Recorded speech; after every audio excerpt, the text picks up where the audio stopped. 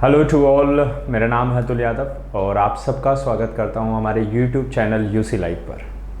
और आज के इस लेक्चर में हम लोग प्रीवियस ईयर क्वेश्चंस यानी एसएससी सीजीएल 2021 के जो प्री एग्ज़ाम अभी रिसेंटली प्री एग्ज़ाम हुए हैं, टीसीएस पैटर्न के जितने भी क्वेश्चंस हैं, जितने भी शिफ्ट्स हुई हैं, हर एक शिफ्ट का, हर एक दिन का हम सारे जितने भी क्वेश्चंस ट्रिग्नोमेट्री से रिलेटेड आए थे वो सारे क्वेश्चंस हम इस 2 या 3 सेशन के अंदर डिस्कस करने वाले हैं। 2 से 3 सेशन में हम लोग पूरा प्रीवियस ईयर क्वेश्चन जो 2021 का सीजीएल प्री का था वो सारा का सारा हम डिस्कस करने वाले हैं इन वीडियोस के अंदर।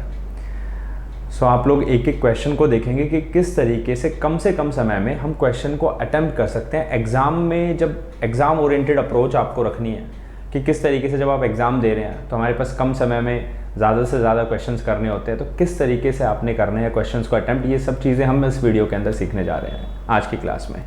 सो चलिए स्टार्ट करते हैं आज की क्लास। प्रीवियस ईयर क्वेश्चंस हैं ये 11 अप्रैल 2022 में जो शिफ्ट 1, 2, 3 जो शिफ्ट 1, 2, 3 हुए हैं 11 अप्रैल को जो तीनों शिफ्ट हुई हैं, हर एक शिफ्ट में 3 क्वेश्चंस आए हैं ट्रिग्नोमेट्री से और एक क्वेश्चन जो है एप्लीकेशन बेस्ड क्वेश्चन था, यानी कि एंगल ऑफ एलिवेशन डिप्रेशन वाला जो ट्रिग्नोमेट्री के क्वेश्चन होते हैं वो हर एक शिफ्ट में एक क्वेश्चन देखने को मिला है, यानी प्री में भी उस प्रकार के क्वेश्चंस आ रहे हैं। तो वो क्वेश्चंस भी देखेंगे और किस प्रकार के क्वेश्चन है प्री में पूछे जाते हैं वो सारे क्वेश्चंस को हम डिस्कस करेंगे आज के सेशन में। सो चलिए स्टार्ट करते हैं आज के सेशन। प्रीवियस ईयर क्वेश्चन हैं। तो फर्स्ट क्वेश्चन आपके पास क्या है, sin 23 cos 67। हमें इसकी वैल्यू फाइंड करनी है। क्वेश्चन हमारे सामने है sin 23 cos 67 sec 52 sin 38। देखो एक चीज़ तो ये समझ में आना चाहिए कि आप लोगों को जैसे ही क्वेश्चन को देखा कि भाई ये क्वेश्चन, इस क्वेश्चन में जो ट्रिग्नोमेट्रिक एंगल्स दे रखे हैं वो ऐसे एंगल्स हैं जिनकी वैल्यू हमें नहीं पता, यानी sin 23 की वैल्यू हम नहीं जानते हैं, cos 63 की वैल्यू हम नहीं जानते। अगर क्वेश्चन आता sin 60 cos 30 तो उसका कोई शॉर्टकट नहीं है, उसमें हमें डायरेक्ट वैल्यूज़ ही पुट करनी है, ट्रिग्नोमेट्रिक वैल्यूज़ पुट करेंगे, एंगल की स्पेसिफिक एंगल की जो वैल्यूज़ हैं वो पुट करेंगे। लेकिन यहाँ पे हमारे पास कुछ इस प्रकार के एंगल है जिनका सम 90 डिग्री आए। आपको बस यही चेक करना है क्या यहाँ पे सम 90 डिग्री आ रहा है, क्या 52 + 38 क्या 90 डिग्री बन रहा है भाई, यानी कुछ ना कुछ तो यहाँ पे लगने वाला है। जो फॉर्मूला हमने आपको बताया था कन्वर्जन ऑफ टी रेशियोज, यानी sin 90 माइनस है क्या बन जाता है, cos थीटा बन जाता है। सिमिलरली sin 23 और cos 67, ये बाय डिफॉल्ट आपको सोचने की जरूरत ही नहीं पड़नी चाहिए कि cos 27 जो है वो sin 23 के बराबर होगा, sin 23 के बराबर होगा और पहले से sin 23 दिया हुआ है तो sin 23 इंटू sin 23 क्या बन जाएगा, sin स्क्वायर 23 बन जाएगा। ये सब चीज़ें माइंड में ही कैलकुलेट होनी चाहिए, हमें सोल्व नहीं करने की रिक्वायरमेंट है। जैसे आपने देखा सम 90, अगर sin और cos के दोनों के एंगल का सम 90 डिग्री है तो cos कन्वर्ट हो जाएगा sin के पहले टर्म की तरह, यानी cos 67 को हम क्या लिख सकते हैं, sin 23 लिख सकते हैं। तो वही चीज़ हमने किया, cos 67 की जगह क्या लिख दिया, sin 23। और अगर ऐसा मैं कर देता हूँ तो यहीं के यहीं सोल्व हो जाता है क्वेश्चन। इसको दोनों का प्रोडक्ट क्या आने वाला है भाई, sin स्क्वायर 23 डिग्री। क्या sin स्क्वायर 23 डिग्री बनेगा। सिमिलरली चलते हैं sec 52 और sin 38। तो इसके लिए भी आपके पास ये भी हमें समझाया था कि स्पेशल केसेस की जो हमने वीडियो बना रखी है, अगर a + b अगर एंगल का सम 90 डिग्री आता है तो क्या होता है, what happen when sin a multiply by sec b। sin a को आप किससे मल्टीप्लाई करोगे, sec b से मल्टीप्लाई करोगे। यहाँ पे जो दोनों एंगल हैं इन दोनों का जोड़ हमेशा 90 होना चाहिए। अगर ऐसा है तो इनका जो प्रोडक्ट है वो किसके बराबर आएगा भाई, 1 के इक्वल आएगा।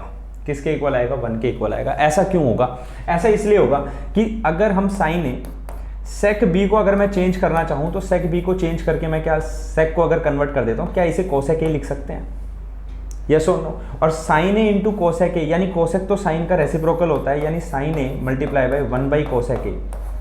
तो इस प्रकार से ये क्या बन जाएगा भाई, ये 1 बन जाता है। ये भी हमें ध्यान रखना है। तो यहाँ पे हमें दिख रहा है कि sec 52 sin 38 क्या इनका सम 1 आ रहा है, तो इनका प्रोडक्ट की सम, इनके प्रोडक्ट की वैल्यू कितनी आने वाली है, 1 आने वाली है। प्लस अगेन cos 23 sin 67, फिर से हम देख रहे हैं कि दोनों के एंगल का सम 90 डिग्री है तो साइन बदल जाएगा cos में, यानी क्या बन जाएगा, cos स्क्वायर 23 बन जाएगा।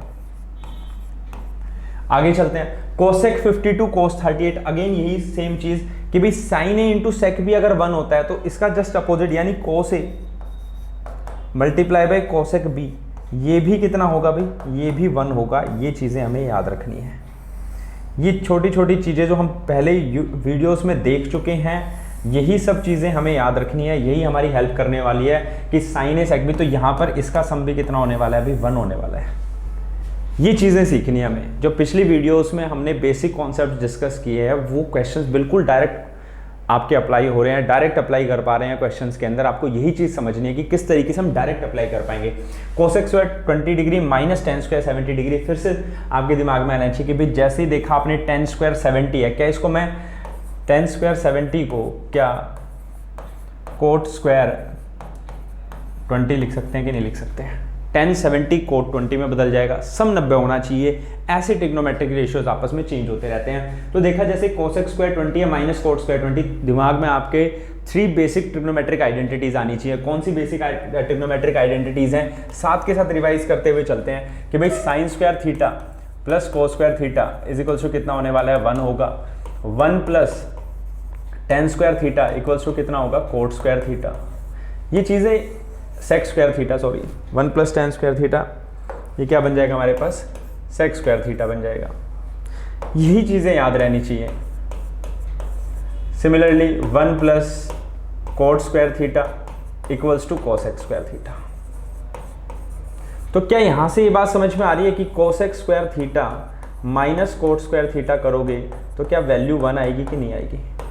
ये मैंने यहाँ से डिराइव किया है थर्ड से। जैसे हमने देखा यहाँ पे cosec square 20 minus cot square 20 है, तो क्या यहाँ पे भी 1 आना चाहिए? Sine square plus cos square 1 होता है, तो 1 प्लस 1 प्लस 1 कितना हो गया भाई? ऊपर 3 आ गया, नीचे 1 आ गया, that means your answer will be 3। तो option number 1 this is your correct answer, ये आपका आंसर होगा भाई। इस तरीके से क्वेश्चंस को अटेम्प्ट करना है। यहाँ तो मैं आपको समझा रहा हूँ इस वजह से टाइम लग रहा है, लेकिन आपको सोचना नहीं है बिल्कुल भी। यहाँ पे तो पेन की रिक्वायरमेंट ही नहीं है इस क्वेश्चन को सॉल्व करने के लिए। आपको सिर्फ देखना है और समझना है क्या यहाँ पे सम 90 आ रहा है। जैसे ही सम 90 आ रहा है कोस को तुरंत साइन में बदलोगे, साइन स्क्वायर 23, दूसरा टर्म यहाँ दिख रहा है कोस स्क्वायर 23, यानी दोनों का सम हो गया 1। Sine square theta plus cos square theta आ गया 1। दूसरा ये चीज है कि अगर ए और बी का सम 90 होता है तो आपको 3-4 बातें मैंने समझाई थी वीडियो के अंदर, वो कि वो सेम यहाँ पे यूज हो रही है। Sine A multiply by sec B, cos A multiply by cosec B, तो सेम चीज आप देखोगे कि सेक ए साइन बी दोनों का एंगल का सम 90 डिग्री, दोनों के एंगल का सम 90 डिग्री है, यानी इनका प्रोडक्ट कितना आने वाला है? 1 आने वाला है। तो 1 प्लस 1 प्लस 1 कितना हो गया अभी? टोटल 3। नीचे फॉर्मूला बन गया cosec square minus cot square which is also equals to 1। So आपका आंसर कितना आ गया? 3 आंसर आ गया। बिल्कुल सिर्फ आपको देखना है क्वेश्चन को और सॉल्व करना है, पेन की रिक्वायरमेंट बिल्कुल नहीं है। ये तो मैं आपको समझाने के लिए थोड़ा सा हम समय लगा रहे हैं इन क्वेश्चंस में, बाकी रिक्वायरमेंट नहीं पड़ेगी। नेक्स्ट क्वेश्चन देखिए, इस टाइप का क्वेश्चन बहुत ही इंपॉर्टेंट है, बहुत ही इंपॉर्टेंट क्वेश्चन हैं ये सारे कि भाई 4 sine square theta equals to 3 times of 1 plus cos theta. ऐसे क्वेश्चंस में जब आप वैल्यू पुट करने जाओगे तो आपको बहुत प्रॉब्लम आनी शुरू हो जाएगी कि आप घबराना शुरू हो जाओगे। एक तो 0 डिग्री 90 डिग्री दोनों में से कुछ नहीं पुट कर सकते हैं, क्योंकि थीटा जो है वेरी करेगा कहाँ से? 0 से 90 के बीच में वैल्यू पुट करेगा। आप एक बार 30 डिग्री वैल्यू डाल के चेक करिए, एक बार 60 डिग्री वैल्यू डाल के चेक करिए, एक बार 45 डाल के चेक करिए, देखेंगे कि आंसर नहीं आ पाएगा आपका। कहीं ना कहीं कुछ ना कुछ गड़बड़ होती जाएगी, एग्जैक्ट आंसर नहीं मिल पाएगा। जैसे आपने 3-4 वैल्यू पुट की, आपके अंदर घबराहट आनी शुरू हो जाएगी एग्जाम में कि भाई अब जो है वो क्वेश्चन सॉल्व नहीं हो पा रहा है, टाइम जाता जा रहा है। तो ऐसे क्वेश्चंस को कैसे सॉल्व करते हैं? ऐसे क्वेश्चंस में बनेगी क्वाड्रेटिक इक्वेशन, यानी साइन स्क्वायर थीटा है, साइन स्क्वायर थीटा को मैं रिप्लेस करूंगा, क्या इसकी जगह 1 माइनस कोस स्क्वायर थीटा लिख सकते हैं? साइन स्क्वायर को रिप्लेस कर दिया, 1 माइनस कोस स्क्वायर थीटा लिख दिया, 3 प्लस 3 कोस थीटा। एक यहाँ पे हमें इक्वेशन डिजाइन करनी पड़ेगी इन टर्म्स ऑफ कोस, कोस के टर्म्स में हम इक्वेशन को डिजाइन कर देंगे, यानी 4 multiply by 4 minus 4 cos square theta is equals to 3 plus 3 cos theta. सारे नंबर्स को वहां ले जाते हैं और देखते हैं क्या बन जाएगा भाई। इनको इधर ले जाएंगे तो ये बन जाएगा 4 कोस स्क्वायर थीटा प्लस का plus 3 cos theta plus 3 minus 4, ये हमारे पास आ गया। थोड़ा सा और सॉल्व कर लेते हैं। इक्वेशन आपको दिखने लगेगी भाई, यहाँ पे एक क्वाड्रेटिक इक्वेशन बन चुकी है 4 cos square theta plus 3 cos theta minus 1। जैसे इक्वेशन को देखा तो इक्वेशन सॉल्व करना शुरू करेंगे कि 4 cos square theta plus 3 cos theta minus 1 बन रहा है, तो यहाँ पे प्रोडक्ट कितना आ रहा है भाई? प्रोडक्ट कितना आएगा इनका? माइनस का 4, यानी एक फैक्टर हमें बनाना है। एक 3 कोस थीटा, यानी 3 के ऐसे टुकड़े करने हैं ताकि जोड़े घटाएं तो 3 ही आए, लेकिन गुना करें तो कितना आ जाए? 4 आ जाए। तो वो हमें देखना है कि क्या आएगा वो 4 and 1। तो 4 कोस स्क्वायर थीटा, इसकी जगह हम लिख सकते हैं माइनस का 4 कोस थीटा प्लस का 4 कोस थीटा माइनस का कोस थीटा -1।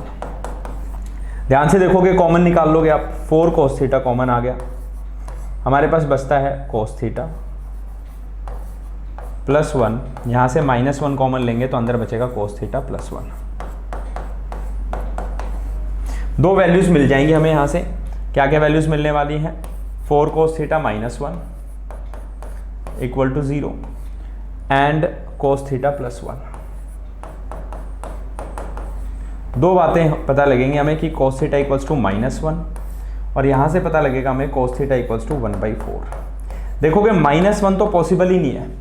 cos थीटा -1 यानी cos नेगेटिव कब देगा? जब 180 डिग्री होगा, और 180 डिग्री पे -1 देगा, लेकिन जो वैल्यू है थीटा की, जो वैल्यू रखनी है हमें, वो कहाँ से कहाँ तक रखनी है? 0 से 90 डिग्री के बीच में रखनी है। यानी सही आंसर हमारा क्या है? cos थीटा की वैल्यू कितनी है? 1/4। और आप देखेंगे किसी ट्रिग्नोमेट्रिक रेशियो, किसी ट्रिग्नोमेट्रिक एंगल की वैल्यू 1/4 नहीं होती cos के अंदर। वैल्यूज तो होती हैं, लेकिन जो हमने पढ़ाई हैं 0 डिग्री, 30 डिग्री, 45, 60, 90, उनमें कहीं पे भी 1/4 नहीं आता। तो इसलिए वैल्यू पुट मेथड से तो ये वाला क्वेश्चन नहीं होने वाला। क्वेश्चन होएगा तो कैसे होएगा? आपको इसी तरीके से चलना है, लेकिन ये कैलकुलेशन फास्ट हो जाएगी आपकी। ये जो मैंने स्टेप्स लिखे हैं, आपको लिखने की रिक्वायरमेंट नहीं पड़ेगी। जब आप प्रैक्टिस करेंगे 2 से 3 क्वेश्चन इसी टाइप के, तो आप देखेंगे अपने आप ही क्वेश्चन होना शुरू हो जाएगा। आपके 2-3 स्टेप तो वैसे स्किप हो जाएंगे, डायरेक्ट फाइनल उस पर पहुंचेंगे आप इक्वेशन पे और सोल्व करना शुरू करेंगे। तो देखेंगे cos थीटा की वैल्यू कितनी आ गई? 1/4। यानी अब आपने क्या करना है? राइट एंगल ट्राइंगल की मदद लेनी है, और ये हो गया एंगल हमारे पास थीटा। तो बेस क्या है यहाँ पे? बेस की वैल्यू 1 है, हाइपोटेनस की वैल्यू 4 है। तो मुझे बताना है कि आपने इसकी वैल्यू कितनी होगी, यानी 4 का स्क्वायर -1, 16 - 1 का स्क्वायर दैट इज 15। तो ये आ गया हमारे पास परपेंडिकुलर। पूछा क्या है इन्होंने हमसे पूछा है 2 tan theta 4 sin theta minus sec theta की वैल्यू क्या होगी। तो बड़े आराम से हम लोग इसकी वैल्यू फाइंड कर सकते हैं, कोई आपको परेशानी नहीं होने वाली। 2 tan theta plus 4 sin theta minus sec theta,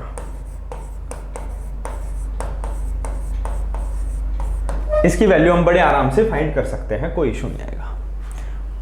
2 tan theta plus 4 sin theta minus sec theta की वैल्यू आप बड़े आराम से फाइंड कर सकते हो, क्योंकि आपके पास सारी चीजें आ गई। P/B perpendicular by base, perpendicular कितना है भाई इसके अंदर? √15। बेस हमारे पास क्या हो जाएगा? 1 हो जाएगा, plus 4 sin theta 4 × P/H, perpendicular कितना है भाई? √15। हाइपोटेनस कितना हमारे पास? 4 है, माइनस sec थीटा।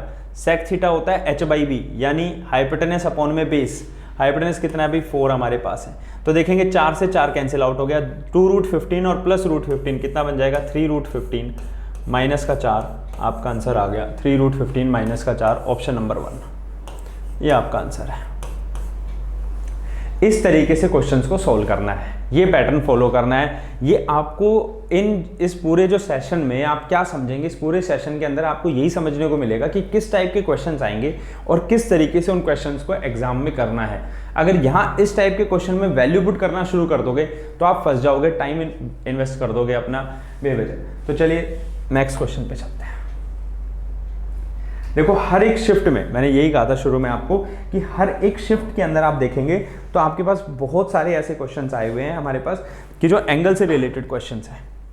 हर एक शिफ्ट में ये जो एंगल ऑफ डेरिवेशन, ठीक है, तो हमारे पास एंगल ऑफ एलिवेशन और एंगल ऑफ डिप्रेशन, ऐसे बहुत सारे क्वेश्चंस आए हुए हैं ट्रिग्नोमेट्री की एप्लीकेशन बेस्ड क्वेश्चंस। तो इन क्वेश्चंस को भी देखेंगे किस तरीके से आप कर सकते हो। बड़ी इजीली क्वेश्चन हो जाएंगे कि the angle of elevation of the top of an unfinished tower. कहां पे देख रहे हैं हम? ऊपर देख रहे हैं एक अधूरे टावर के शीर्ष का उन्नयन कोण, यानी एक अधूरा टावर है कोई, उसको बन रहा होगा वो टावर भी, अभी इनकम्प्लीटेड टावर है, उसको उसके ऊपर की तरफ देखा जा रहा है एट अ पॉइंट डिस्टेंस, यानी उसके आधार से 78 मीटर दूर एक बिंदु पर। तो एक टावर बना लेते हैं सबसे पहले, तभी क्वेश्चन समझ में आना शुरू होगा कि भाई ये हमने यहाँ पे टावर बना लिया है। टावर बना लेते हैं, एक अधूरा टावर बना लेते हैं, हो सकता है बाद में इसको बढ़ाना पड़ जाए। तो ये अधूरा टावर है भाई, ठीक है, टावर हमारे पास बन गया है। हाउ मच हायर, और 78 मीटर दूर एक बिंदु ले लेते हैं। तो यहाँ पे हमने एक बिंदु ले लिया 78 मीटर दूरी पर, ये 78 मीटर की दूरी पर एक बिंदु ले लिया पॉइंट सी। एक बिंदु पर 30 डिग्री का कोण बना रहा है, a point distance, angle of elevation is 30 degree, यानी यहां से यहां तक इस पॉइंट से अगर ऊपर की तरफ देखा जाता है तो कितने डिग्री का एंगल बन रहा है? यहाँ पे 30 डिग्री का एंगल बनाया रहा है, 30 डिग्री का एंगल यहाँ पे बन रहा है, ठीक है भाई। उसके बाद आगे बोला हुआ है how much higher must be the tower raised, यानी उसको टावर को कितना ऊंचा उठाएं ताकि उस बिंदु पर तैयार टावर के शीर्ष का उन्नयन कोण 60 डिग्री हो। यानी अब हमें ये बताना है कि इस टावर को कितना ऊपर उठा दें। तो भाई टावर को ऊपर उठाना है, सबसे बड़ा क्वेश्चन यही आ गया अब यहाँ पे कि टावर को ऊपर उठा देते हैं। ये हमने उठा दिया भाई टावर को ऊपर पॉइंट डी तक। अब ये बोल रहे हैं कि कितना ऊपर उठाएं ताकि इसी पॉइंट से अगर ऊपर की तरफ देखेंगे तो अब जो कोण बनेगा वो 60 डिग्री का बनना चाहिए। यानी अब इसी पॉइंट से हम जब टावर के ऊपर देख रहे हैं तो अब कोण कितना डिग्री का बनना चाहिए, अब कोण बनना चाहिए 60 डिग्री का। तो हमें बताना है, ये हाइट बतानी है कि ये कितना ऊपर उठाया, इस टावर को कितना ऊपर उठाएं, जो अभी अनफिनिश्ड टावर है इसको कितना ऊपर उठाएं कि ताकि सेम पॉइंट से अब एंगल ऑफ एलिवेशन, यानी अब जब आप नजरें ऊपर उठा के देखेंगे तो अब एंगल कितना डिग्री बनना चाहिए, 60 डिग्री का एंगल बनना चाहिए। ये क्वेश्चन है। क्वेश्चन समझ में आ गए? जैसे ही डायग्राम ड्रॉ हुआ आप समझिए कि आपका आंसर आ चुका है, सॉल्यूशन हो चुका है, सॉल्यूशन हो गया अभी। इसमें अब कुछ नहीं बचा क्वेश्चन में। आप मुझे बताइए क्या अगर 30 डिग्री एंगल है तो 30 डिग्री एंगल के लिए मैंने आपको बता रखी है 2-3 ट्रायंगल हमेशा याद रखना कि अगर यहां पर एंगल 30 डिग्री है तो ये कितना बनने वाला है भाई हमारे पास, ये बनेगा 1, ये हमारे पास 1 बनेगा, इसको रब कर देते हैं थोड़ा सा, ये हमारे पास 1 बनेगा, ये बनेगी √3 और ये होगी साइड हमारी 2। अगर कोण यहाँ पे 60 डिग्री का है, अगर कोण 60 डिग्री का है तो ये बनेगा हमारे पास √3, ये बनेगा 1, ये बनेगा 2। अगर कोण 45 डिग्री का है, अगर कोण 45 डिग्री का है तो ये साइड होगी 1, ये वाली साइड होगी 1 और ये होगी √2। ये बातें याद रखनी है, ये 3 ट्रायंगल याद रखोगे, 3 ट्रायंगल आपको याद हो गए तो आप कोई भी क्वेश्चन नहीं छोड़ेंगे। ऐसा सारे के सारे क्वेश्चन सिर्फ इसी ट्रायंगल पे बेस है। यानी जब कभी भी एंगल 30 डिग्री बनेगा तो इस राइट एंगल ट्रायंगल की साइड्स क्या क्या होंगी, परपेंडिकुलर 1 होगा, बेस √3 होगा, हाइपोटेनस 2 होगा। अगर एंगल 60 डिग्री बनेगा तो परपेंडिकुलर की वैल्यू 30 होगी, आधार 1 होगा, कर्ण कितना होगा 2 होगा, हाइपोटेनस 2 होगा। अगर 45 डिग्री है तो परपेंडिकुलर और बेस 1 होंगे और हाइपोटेनस कितना होगा √2। ये बात हमें यहां से समझनी है कि इस तरीके से चलता है। अब आ जाते हैं वापस अपने क्वेश्चन पे। मान के चलिए अगर ऐसा है तो हम क्या क्या वैल्यूज अब हमारी होने वाली है ये चीज समझेंगे। अगर ये 30 डिग्री है तो ठीक सामने वाली साइड की वैल्यू कितनी है भाई 1, ये 1 हो गया। कहां से कहां तक, यहां से यहां तक। AB के मान हो गया 1। अगर AB का मान 1 है तो BC का मान कितना होगा भाई √3। AB का मान 1 है, BC का मान √3 है। शायद दिख नहीं रहा, इसको दिखाने के लिए थोड़ा कलर को चेंज कर लेते हैं, डार्क कलर लेते हैं तब आपको सही दिखेगा। यानी इसका जो मान है वो तो कितना हो गया भाई, इसका मान हो जाएगा 1 और ये कितना होने वाला है, ये √3 होने वाली है। ये 2 साइड है, यानी BC का मान पता लग गया और AB पता लग गया, 1 होगा, ये √3 होगा। बस इतनी सी बात हमें समझनी है। उसके बाद दूसरा एंगल जो बन रहा है वो 60 डिग्री बन रहा है। कौन से ट्रायंगल में, ट्रायंगल DBC। ये ट्रायंगल DBC की बात करें, एंगल 60 डिग्री बन रहा है। अगर एंगल 60 बन रहा है तो ठीक सामने वाली साइड कितनी हो जाएगी भाई, ये वाली साइड जो है वो कितनी होनी चाहिए, √3 होनी चाहिए। और नीचे वाली साइड अब कितनी होनी चाहिए, नीचे वाली साइड होनी चाहिए 1। लेकिन आप देखेंगे नीचे वाली साइड तो दोनों में अलग अलग आ रही है, लेकिन है साइड सेम। यानी साइड को हमें सेम करना पड़ेगा। हमारा काम यही है कि जो BC की वैल्यू जो दिख रही है, पहले जब हमने छोटा ट्रायंगल लिया था तब हमने कहा था BC का मान कितना होगा, √3 होगा। लेकिन अब जब बड़े ट्रायंगल की बात कर रहे हैं तो कह रहे हैं BC का मान 1 होगा, तो बात तो गलत हो गई। एक ही की 2 वैल्यू नहीं हो सकती है, यानी हमें इसको √3 बनाना पड़ेगा। अब इसको √3 कैसे बना सकते हैं, मैं इसको अगर √3 से मल्टीप्लाई कर दूं तो मुझे बड़ी वाली साइड को भी किससे मल्टीप्लाई करना पड़ेगा, √3 से मल्टीप्लाई करना पड़ेगा। यानी नीचे वाली अगर √3 हो जाएगी तो ऊपर वाली साइड जो पूरी बड़ी साइड है ये कितनी हो जाएगी, 3 हो जाएगी। यानी अब आपको क्वेश्चन समझ में आ जाना चाहिए कि BD का मान 3 डिग्री है और AD की वैल्यू कितनी है, 1 है। तो ये हाइट जो बच गई ये कितनी होगी, 2 होगी। यानी 2 इंक्रीज करना है, 2 पॉइंट इंक्रीज करना है हमें। अब इस 2 की वैल्यू फाइंड करने की हमें पता है। अब 2 की वैल्यू कैसे फाइंड करेंगे, हमें एक वैल्यू दे रखी है 78 मीटर, यानी √3 की वैल्यू कितनी है, 78 मीटर। अगर √3 78 के बराबर है तो 1 की वैल्यू कितनी हो जाएगी, 78/√3 मीटर। और जैसे ही 1 की वैल्यू मिली आपको 2 की वैल्यू भी मिल जाएगी। 2 is equals to what, 78/√3 multiply by 2। और आप देखेंगे कि √3 को आप रैशनलाइज कर दोगे, √3 और √3 से मल्टीप्लाई कर दोगे तो आप देखोगे 3 से 78 कट जाएगा, 26 × 2 यानी कितना बन जाएगा भाई, 26 दूनी 52√3 मीटर हमारा आंसर आ जाएगा। यानी ऑप्शन नंबर 3 ये हमारा आंसर है। इतनी हाइट उसकी बढ़ाएंगे तो हमारे पास आंसर आ जाएगा। कुछ भी आपसे पूछ ले आप उसी का आंसर कर पाओगे, सिर्फ आपको ये बेसिक सा कॉन्सेप्ट समझना है। अगर दो दो एंगल आ गए, 30 डिग्री आ गया, 60 डिग्री आ गया, तो घबराने की जरूरत नहीं है।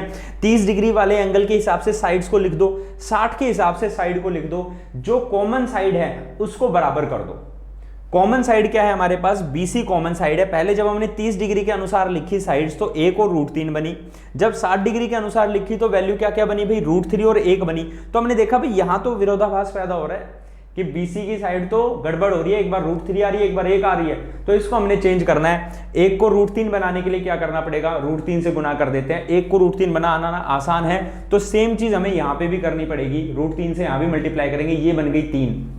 अब आपको समझ में आना चाहिए कि अगर DB हाइट जो है वो 3 मीटर की है, AB हाइट 1 मीटर है, तो जो बच गई DA हाइट ये कितने बचने वाली है, 2 मीटर बचने वाली है। यानी DA का मान पता लग गया आपको 2 है। और यही चीज हमें निकालनी है कि टावर को कितना और बनाया गया, कितनी और कंस्ट्रक्शन की गई है टावर की, तो वो आप यहां से देख पाएंगे। आशा करता हूं आप लोगों को समझ में आ रहा होगा, सबको किसी प्रकार की कोई परेशानी नहीं हो रही होगी। ठीक है, आगे चलते हैं नेक्स्ट क्वेश्चन पे। देखिए what is the value of 8√3। देखो इसी क्वेश्चन की मैं बात कर रहा था। जैसे ही हमारे पास क्वेश्चन आएगा वैल्यूज आ जाएंगी sin 30, tan 60, cos 0, sin 45, cos 30। इसमें आप कुछ नहीं कर पाएंगे। इन क्वेश्चंस में कोई शॉर्टकट नहीं लगने वाला। इन क्वेश्चंस में तो आपको कैलकुलेशन फास्ट करनी पड़ेगी, इसके अलावा कोई शॉर्टकट नहीं है। कि भाई अगर हमारे पास दे रखा है 8√3, sin 30 की वैल्यू आप लोगों को याद होनी चाहिए 1/2, tan 60 की वैल्यू आप लोगों को याद होनी चाहिए √3 -3, cos 0 की वैल्यू होती है 1 +3 sin स्क्वायर 45 यानी 1/√2 का स्क्वायर +2 cos स्क्वायर 30 यानी √3/2 का स्क्वायर। ये हमें याद ही रखनी पड़ेगी, इस तरीके से ही लिखना पड़ेगा। याद करेंगे, सोल्व करेंगे, आंसर आ जाएगा। 2 से 8 को कैंसिल कर देते हैं, 4 बन जाएगा। √3 को मल्टीप्लाई करेंगे 3 बन जाएगा। 4 और 3 को गुना करेंगे तो कितना आ जाएगा भाई, 12 आ जाएगा। 12 - 3 +3/2 +2 × 3/4। तो आप देखेंगे बस ये बड़े आसानी से सोल्व हो जाएगा क्वेश्चन। 12 में से 3 घटा दीजिए, 9 बचेगा। 3/2 + 3/2 3 बन जाएगा। 9 + 3 कितना आ गया, आंसर हमारे पास 12। So the correct answer is 12। ये आपका आंसर हो जाएगा। तो ये क्वेश्चंस इस तरीके से एसएससी क्वेश्चन पूछ रही है। बिल्कुल बेसिक से क्वेश्चंस हैं, आपको ज़्यादा दिमाग इस्तेमाल करने की रिक्वायरमेंट नहीं है। जैसे जो टाइप आपको एक टाइप समझ में आ गया, इस टाइप को कैसे अप्रोच करना है, जैसे आपको ये पता लगने लगेगा कि इस टाइप का क्वेश्चन आएगा तो इसे अप्रोच कैसे करना है, तो आपका जो समय जो लगता है एग्जाम टाइम में वो ऑटोमेटिकली बाय डिफॉल्ट कम होना शुरू हो जाएगा। समय का कंजप्शन बाय डिफॉल्ट कम होना शुरू हो जाएगा। बड़ी आसानी से आप क्वेश्चंस को सोल्व कर पाएंगे, क्योंकि आपके पास एक कॉन्फिडेंस आ जाएगा कि हाँ भी इस टाइप का क्वेश्चन तो मैंने सोल्व किया हुआ है। इस टाइप के क्वेश्चन में आप कोई शॉर्टकट ढूंढने की कोशिश नहीं करोगे, आपको पता है सीधा सीधा वैल्यूज ही पुट करनी है तभी आंसर आएगा। आगे जब क्वेश्चन एप्लीकेशन बेस्ड आ जाएगा तो आपको पता है कि भाई मुझे तो ट्रायंगल्स ही बनाने हैं और ये 3 ट्रायंगल मेरी हेल्प करने वाले हैं, मैं इस तरीके से इन क्वेश्चंस को सोल्व कर सकता हूँ। जैसे आप देखोगे कि ये वाला क्वेश्चन आ गया, 4 sin स्क्वायर 30 वाला क्वेश्चन आ गया, तो आपके दिमाग में तुरंत स्ट्राइक करना चाहिए कि भाई इस टाइप के क्वेश्चन को तो इक्वेशन बना के ही सोल्व करेंगे, अदरवाइज ये क्वेश्चन सोल्व नहीं होने वाला है वैल्यू पुट मेथड से। क्योंकि वैल्यू पुट मेथड अगर आप लगाने लग जाओगे तो भैया बैठे ही रह जाओगे एग्जाम में और टाइम निकल जाएगा।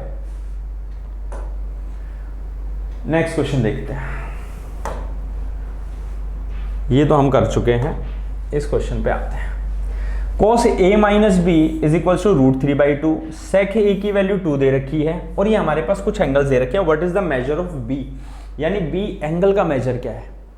इस टाइप का क्वेश्चन मैं ऑलरेडी डिस्कस कर चुका हूं आप लोगों के साथ, लेकिन एक बार फिर से देखिए कि भाई cos a - b की वैल्यू √3/2 दे रखी है, यानी cos a - b किसके बराबर है, √3/2 है। तो आपको ये सोचना है कि आप क्या एंगल रखेंगे यहाँ पे, तब जाके वैल्यू √3/2 आई है। यानी cos कब देता है √3/2, किस एंगल पे देता है, तो वो एंगल है 30 डिग्री, यानी cos 30 डिग्री। तो a - b की वैल्यू कितनी आने वाली है, 30 डिग्री आने वाली है। दिस इज इक्वल्स टू, ये बातें समझनी है कि यानी यहाँ a - b नहीं लिखा हुआ, यहाँ a - b की जगह क्या लिखना पड़ेगा आपको, 30 डिग्री लिखना पड़ेगा, तब जाके इसका मान किसके बराबर आएगा, √3/2 के बराबर आएगा। यानी a - b = 30 डिग्री। जैसे आप देखोगे sec a की वैल्यू 2 दे रखी है हमें कि भाई sec a किसके इक्वल है, 2 के इक्वल है। आपके दिमाग में तुरंत स्ट्राइक करना चाहिए कि भाई sec ए 2 की वैल्यू कब आती है, ये तो 60 डिग्री पे आती है, यानी ए की वैल्यू कितनी हो जाएगी भाई, ए की वैल्यू होने वाली है 60 डिग्री। जैसे आपने देखा ए की वैल्यू 60 है तो आपको बाय डिफॉल्ट बी की वैल्यू भी समझ में आ गई होगी कि बी की वैल्यू 30 डिग्री होने वाली है। अगर मैं 60 पुट करूंगा तो बी की वैल्यू तो वैसे निकल के आ जाएगी। So B is equals to what 30 degree. इन्होंने क्वेश्चन में हमसे बी की ही वैल्यू पूछी हुई है। सो बी का आंसर कितना आ जाएगा हमारे पास 30 डिग्री, ये हमारा आंसर है। इस तरीके से क्वेश्चंस को सोल्व करना है। हर एक टाइप के क्वेश्चन को जब आप सोल्व करना शुरू कर देंगे कि भाई किस तरीके से क्वेश्चंस पूछे जाते हैं, तो एक बाय डिफॉल्ट कॉन्फिडेंस आपके अंदर आना शुरू हो जाएगा कि भाई बड़े आसानी से आप क्वेश्चंस को कर पाएंगे। आगे चलते हैं नेक्स्ट क्वेश्चन पे। फिर से एक वर्टिकल पोल वाला ही क्वेश्चन आ गया। देखिए एक ही शिफ्ट के क्वेश्चन, ये एक ही डे के क्वेश्चन है, यानी 11 अप्रैल 2021 में जो एसएससी का प्री हुआ था उसी में जो 3 शिफ्ट्स हुई हैं, 3 शिफ्ट, हर शिफ्ट में 3 क्वेश्चन ट्रिग्नोमेट्री के, कुल मिला के 9 क्वेश्चन एक दिन में आए हैं 11 अप्रैल को। इस तरीके से हम 63 के अराउंड क्वेश्चंस हैं, 7 दिन अराउंड पेपर चला था, एक हफ्ते पेपर चला था, तो करीब करीब 63 से 64 क्वेश्चंस हम लोग इसमें सेशन में डिस्कस करने वाले हैं कि किस टाइप के क्वेश्चन एसएससी पूछती है। तो अब देखिए नेक्स्ट क्वेश्चन है, अ वर्टिकल पोल यानी vertical pole and a vertical tower are on the same level of ground, यानी कह रहे हैं कि एक तो पोल है और एक टावर है, ग्राउंड पे सेम लेवल पे है।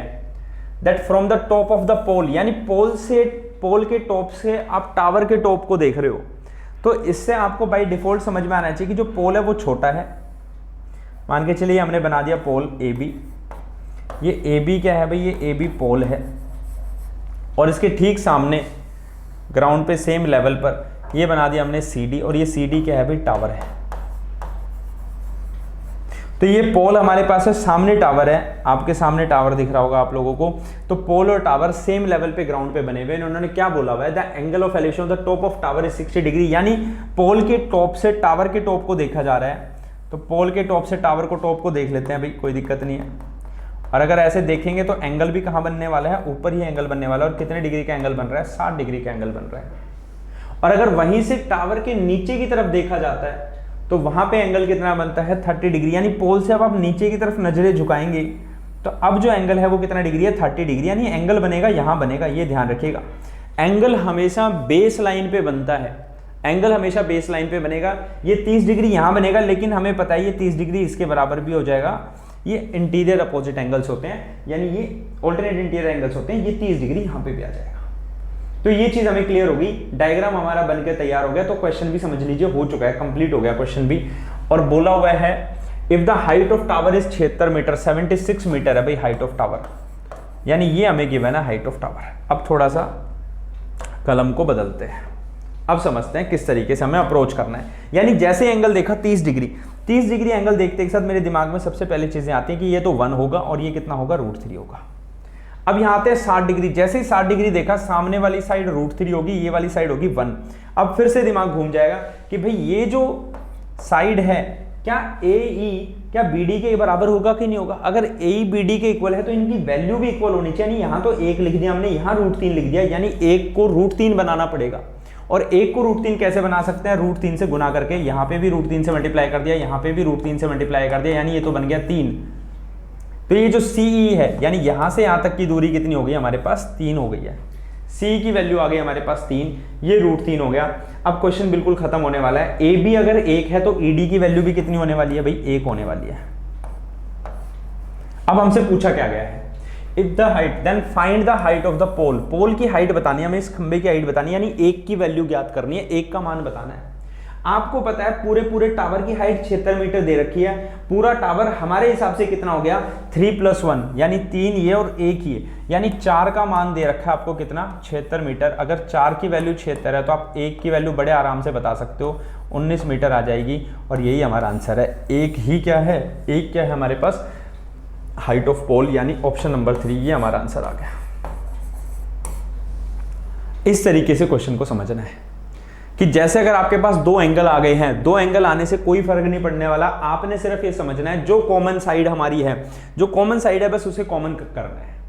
जैसे आपने देखा कॉमन साइड हमारी √3 ये 1 वाली है, इसको √3 बना देते हैं। कैसे बनाएंगे, √3 से गुना कर दिया। एक साइड तो आपको हमेशा दी रहेगी क्वेश्चन में सोल्व करने के लिए, जो कि हमें यहाँ पे भी दे रखी है 76 मीटर की वो जो साइड गिवन है। इस तरीके से क्वेश्चन को सोल्व करने का प्रयास करेंगे। ये भी सेम उसी प्रकार का क्वेश्चन है, आपके लिए होमवर्क में है, पीडीएफ आप लोगों के साथ शेयर करेंगे, आप करेंगे उसी तरीके से सोल्व क्वेश्चन को। अब देखिए नेक्स्ट क्वेश्चन है, sec a की वैल्यू 17/8 दे रखी है यहाँ पे, ये दे दिया भाई 17/8। इस टाइप के क्वेश्चन को कैसे करेंगे? देखो इस टाइप के क्वेश्चन में आपको कोई वैल्यू नहीं पुट करनी है एंगल की, कि आपको भी पता चल रहा है कि भाई एंगल की आप कोई भी वैल्यू पुट करिए 17/8 तो नहीं आने वाला, इसमें राइट एंगल ट्रायंगल की हेल्प लेनी है। ऐसे सभी क्वेश्चंस में राइट एंगल ट्रायंगल की ही हेल्प लेनी है आपने, वहीं से क्वेश्चन हमारा सोल्व होगा कि अगर sec a की वैल्यू 17/8 है तो sec होता क्या है, h/b। यानी अगर मैं राइट एंगल ट्रायंगल बनाऊं, ये एंगल a है हमारे पास, ये एंगल a है, तो ठीक सामने वाला परपेंडिकुलर होगा, नीचे बेस होगा, बेस की वैल्यू 8 है, हाइपोटेनस 17 है, तो परपेंडिकुलर कितना होने वाला है भाई 15 होगा, परपेंडिकुलर 15 आ गया हमारे पास। क्वेश्चन में जो पूछा वो बड़े आसानी से आप कर लोगे। 34 sin a plus 15 cot a, value हमसे किसकी पूछी हुई है भाई, वैल्यू हमसे पूछी है 34 sin a plus 15 cot a divided by 68 cos a minus 16 tan a। बड़े आसानी से आप क्वेश्चन को कर पाएंगे, बड़े आसानी से। 34 sin a, भाई वैल्यूज को पुट कर देते हैं, 34 इंटू साइन ए, साइन होता है p/h, परपेंडिकुलर अपॉन हाइपोटेनस, यानी परपेंडिकुलर आपको दिख रहा है 15, हाइपोटेनस कितना है भाई 17, 15/17 प्लस 15 cot a, यानी बेस अपॉन परपेंडिकुलर, बेस 8 है, परपेंडिकुलर कितना है हमारे पास 15 है। बड़े आसानी से आप देखेंगे नंबर आपस में कट रहे हैं, 8/17 माइनस 16, 15/8, ये हमारे पास आ गया। बड़े आसानी से आप देखोगे कि सोल्व कर पाएंगे, बड़े इजीली आप आंसर भी कर पाएंगे, कैलकुलेट भी कर पाएंगे। 17 से 34 कैंसिल आउट हो गया, 2 आ गया, 15 से 15 कट जाएगा, 8 से 16 कैंसिल हो जाएगा, 2 आ जाएगा, 17 से 68 4 बार कैंसिल हो जाएगा। आप देखेंगे आंसर आपके सामने आ गया 30 + 8 कितना हो गया भाई 38, और नीचे देखेंगे कितना बन गया 32 - 30 यानी 2, 38 को 2 से काटेंगे, आंसर आपके पास आ गया 19। सो आपका करेक्ट आंसर है 19। इस तरीके से आपने क्वेश्चन को सोल्व करना है।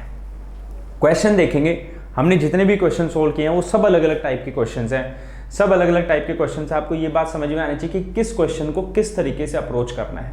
जैसे आपको क्वेश्चन दिखेगा आप कैसे अप्रोच करेंगे। आपने देखा sec a की वैल्यू 17/8 दे रखी है, आपको तुरंत दिमाग में राइट एंगल ट्रायंगल आना चाहिए कि भाई राइट एंगल ट्रायंगल की हेल्प से होगा। sec a अगर 17/8 है तो हाइपोटेनस बेस हमें दे रखा है, परपेंडिकुलर निकालेंगे और सोल्व करेंगे क्वेश्चन को और आंसर आ जाएगा हमारे पास। इसी तरीके से हमें चलना है। What is the value of this, तो इस तरीके से हम क्वेश्चंस को सोल्व करते जाएंगे, आपके पास आंसर आता जाएगा। फिर से क्वेश्चन आ गया हमारे पास, tan² + 2 tan a - 63 = 0। ये क्वेश्चन आ गया हमारे पास कि भाई tan² a + 2 tan a - 63। आपने ये क्वेश्चन देखा, आपके दिमाग में तुरंत स्ट्राइक करना चाहिए कि भाई क्वेश्चन के अंदर हमारे पास इक्वेशन ही बन रही है, इक्वेशन को ही सोल्व करना पड़ेगा और कुछ नहीं कर सकते हम लोग। कि भाई tan² a, आप कोई वैल्यू पुट कर लीजिए, वैल्यू पुट करेंगे घबराहट पैदा होगी और कुछ नहीं, क्योंकि आंसर नहीं आने वाला वैल्यू पुट करने से। 2 tan a - 63 = 0। जैसी वैल्यू जैसी देखा ये इक्वेशन की फॉर्म में ही है, यानी अब हमें सोचना क्या है कि मल्टीप्लाई करें तो 63 आ जाए, माइनस का 2 के ऐसे टुकड़े करने हैं और वो क्या फैक्टर बनेंगे 9 और 7, 9 7 जा 63, 9 7 63 होता है। तो जैसे हमने देखा 9 और 7 के बीच का डिफरेंस कितना है 2 है, तो आपका आंसर आ चुका है tan² a + 9 tan a - 7 tan a + -63 = 0।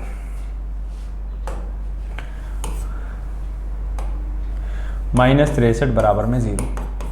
Solve करेंगे बड़े आराम से, आपको आंसर भी मिल जाएगा कि tan a हमारे पास आ गया, tan a + 9 -7 कॉमन लेंगे तो tan a + 9 यहाँ से भी आ जाएगा हमारे पास। आप देखेंगे 2 फैक्टर बन चुके हैं, tan a + 9 और दूसरा फैक्टर बन गया है tan a - 7। तो हमारे पास आंसर यहाँ से आ गया, tan a या तो 7 होगा या फिर tan a की वैल्यू कितनी होगी -9। तो आप देखेंगे ये वैल्यू तो बिल्कुल गलत है। क्यों गलत है ये वैल्यू? क्योंकि क्वाड्रेंट जो वैल्यू है, एंगल जो है वो 0 से 90 डिग्री के बीच में होगा। 0 से 90 डिग्री के बीच में पहले क्वाड्रेंट में सारे के सारे ट्रिग्नोमेट्रिक रेशियोज क्या होते हैं, पॉजिटिव होते हैं। तो हमारा करेक्ट आंसर क्या होने वाला है, tan a = 7, ये हमारा करेक्ट आंसर आने वाला है। जैसे देखा tan a 7 है, आपके दिमाग में तुरंत ट्राइंगल बन जाना चाहिए, यानी 7 है, परपेंडिकुलर अपॉन में बेस, बेस कितना आ गया भाई 1 आ गया, 7 1, और ये कितना हो जाएगा भाई 7 का स्क्वायर 49 और एक कितना हो गया 50। हमारे पास 50 आ गया। वैल्यू किसकी पूछी हमसे, वैल्यू फाइंड करने के लिए हमें दी हुई है 2 sin a + 5 cos a, तो वैल्यू फाइंड कर देते हैं। अभी वैल्यू फाइंड करनी है हमें किसकी, 2 sin a + 5 cos a। तो आपको समझ में आना चाहिए कि भाई ये जो साइन और कोस जब भी दिखे तो आपको परपेंडिकुलर और बेस से ही आंसर कर लेना है, क्योंकि नीचे तो हाइपोटेनस यानी नीचे तो हाइपोटेनस आएगा, यहाँ पे भी सेम ही आने वाला है। 2 × परपेंडिकुलर कितना है भाई, परपेंडिकुलर 7 है, अपॉन में कितना आ जाएगा √50 + 5 × 1/√50। तो आप देखोगे आंसर भी आ गया आपके पास कि एलसीएम में √50 आ जाएगा, 14 + 9 करेंगे तो कितना आ गया 19/√50। ये आपका आंसर आ गया, ये ऑप्शन नंबर 3 ये आपका आंसर है। इस प्रकार से क्वेश्चंस को सोल्व करना है। इसी तरीके से आप देखेंगे कि आगे के और भी डिफरेंट क्वेश्चंस को आप सोल्व कर पाएंगे बड़े आसानी से। सिमिलरली ये 12 अप्रैल 2022 की शिफ्ट के क्वेश्चंस हैं। 12 अप्रैल 2022 को जो एसएससी का एग्जाम हुआ था उसके सारे क्वेश्चंस हैं, ये मैं आप लोगों के साथ शेयर करूंगा। ये आप लोगों ने प्रैक्टिस करने हैं क्वेश्चंस को। आप देखेंगे कि भाई किस तरीके से आप आसानी से इन क्वेश्चंस को बड़े आराम से कर पाएंगे। सेम ही पैटर्न से क्वेश्चन बन रहे हैं। जैसे मान के चलिए पहला क्वेश्चन है 3sec² θ + tan θ - 7। आप देखेंगे फिर से कि भाई वैल्यू आप कुछ भी पुट कर ले आंसर नहीं आ पाएगा, तो आपको तुरंत समझ में आना चाहिए कि भाई sec² जो लिखा हुआ है इसको चेंज कर देते हैं। sec² की जगह क्या लिख सकते हैं हम, 1 + tan² θ लिख सकते हैं, + tan θ - 7 = 0। इस तरीके से क्वेश्चन को आगे बढ़ाएंगे, आपके पास इक्वेशन बन के नजर आने लग जाएगी कि 3 + 3 tan² θ + tan θ - 7 = 0। और एक इक्वेशन आपके सामने दिखेगी कि 3 tan² θ + tan θ - 4 = 0। और इस इक्वेशन को आप सोल्व करोगे आंसर आ जाएगा। वैल्यूज पुट करनी है, क्वेश्चन खत्म हो जाएगा। इस तरीके के क्वेश्चंस जब हमने सोल्व कर लिए हैं तो आपको एक आइडिया हो चुका है कि किस प्रकार से हमें क्वेश्चंस को सोल्व करना है। बाकी के क्वेश्चन मैं आप लोगों के साथ शेयर करूंगा 12 अप्रैल वाले, जो कि आप खुद से प्रयास करेंगे। कोई डाउट आएगा तो उसके लिए हम बैठे हैं यहाँ पे कि वर्टिकल पावर, यही पोल वाले क्वेश्चंस हैं सारे। सेम इसी तरीके से आपने क्वेश्चंस को सोल्व करना है, बड़े आसानी से आप क्वेश्चन को सोल्व कर पाएंगे। एक क्वेश्चन और देख लेते हैं हम, थोड़ा सा क्वेश्चन ये अच्छा है कि 1 - cot θ। तो देखेंगे कि वैल्यू अगर आप पुट करेंगे तो वैल्यू जब भी पुट करें तो ये ध्यान रखें कि वैल्यू पुट करने से कुछ गड़बड़ तो नहीं हो रही। मान के चलिए tan θ के टाइम पे हम वैल्यू 45 डिग्री पुट करते हैं। अगर 45 डिग्री वैल्यू आप पुट करोगे तो देखोगे 1 - 1 कितना बन रहा है, नीचे 0 बन रहा है। जैसे ही 0 बनेगा गड़बड़ हो जाएगी, ठीक है भाई। तो ये चीज भी ध्यान रखनी है हमें कि कहाँ पे हमारा क्या आंसर दे रहा है, और क्या सेम जो वैल्यू रखने पर क्या 2 ऑप्शन अगर मैच कर रहे हैं तो हम वो वैल्यू तो बिल्कुल ही नहीं रख सकते। वो वैल्यूज तो हमें बिल्कुल बचना पड़ेगा उन वैल्यूज से, वो वैल्यूज हम नहीं रख पाएंगे। तो कैसे सोल्व करेंगे इस टाइप के क्वेश्चंस को, आप बिल्कुल बेसिक मैथ भी लगा के सोल्व कर सकते हो। 1 - cot θ का स्क्वायर दिया हुआ है हमें, यानी cot θ की वैल्यू को अगर मैं पुट करूं तो क्या बन सकती है cot θ। cot θ होता है भाई cos θ बाय sin θ। या तो आप ऐसे कर लें या डायरेक्ट ही tan θ पुट कर देते हैं हम इसको। यानी अगर मैंने cot θ देखा तो क्या cot θ की जगह 1 - 1/tan θ लिख सकते हैं, बाय 1 - tan θ।